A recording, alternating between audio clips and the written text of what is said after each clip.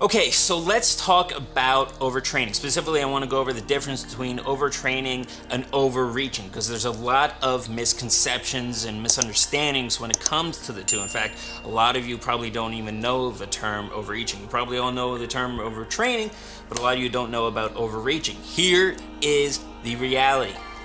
None of you are at risk of overtraining, so stop worrying about it. The difference between overtraining and overreaching is that overtraining gets you to a state where there's so much stress and your cortisol and other hormone levels were raised so much and chronically long enough that it causes an enormous amount of overload and stress on your physiological state, your mental state, and other systems in your body, to the point where you need to take months, if not up to a year off from training, from the gym. None of you have experienced that or are at risk of that. What you may have experienced is overreaching. That is where you end up getting your cortisol levels and stress levels raised a little bit, to the point where sometimes you just need a little bit of a break, maybe a few days or up to a week away from training, just to give yourself a little bit of rest, your body a little rest, and recover optimally, so then you can start a new cycle again or come back a bit stronger and more motivated and more energized for a new training cycle.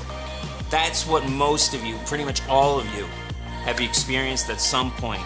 And even some of you probably haven't even experienced that yet, because the reality is most of you are not training as hard as you think you are. You just are not. The only people who are ever at risk of overtraining, the ones who actually train that hard and for that long, are Olympic level athletes. They're training 20 to 25 hours a week. You are training about 4 to 6 hours a week. You're not even at risk at all. You're not even getting any close to that. And Olympic level athletes are training way harder than you are. I guarantee it. So the reality is, you think you're pushing yourself hard in the gym, and you may be, but you're not even close to pushing yourself hard enough to the point where you're going to cause any overtraining. So don't even worry about it. It shouldn't be even in your mind at all.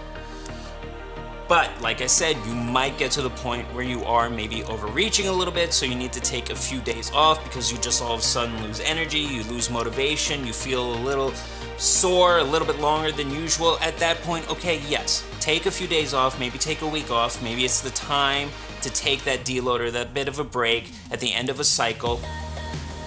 Make sure you recover optimally and all that stuff. Maybe there's a point where you're just not getting enough sleep, you have a big test coming up or something like that. Okay, you need a break. That's perfectly normal. Go for it. Nothing wrong with overreaching. Long story short, none of you are at risk of overtraining, so don't even worry about it unless you're an Olympic level athlete, which I'm guessing pretty much none of you who are watching this right now are, so don't, again, worry about it. And you're just not training as hard or as enough tensity as you think you really are. But you may at some point end up overreaching, which again is perfectly fine. Don't worry about it. It happens, and it can be perfectly recovered from in just a few days. Alright guys, so that is the difference between overtraining and overreaching. The fact is, don't worry about it. You'll be fine. Alright, so that's my topic for today. Hope you guys enjoyed it. If you want to subscribe down below, I would really appreciate it. You'd definitely not miss any of my videos. If there's a specific topic you want me to go over, comment down below. I'd be happy to discuss it. And I will see you later.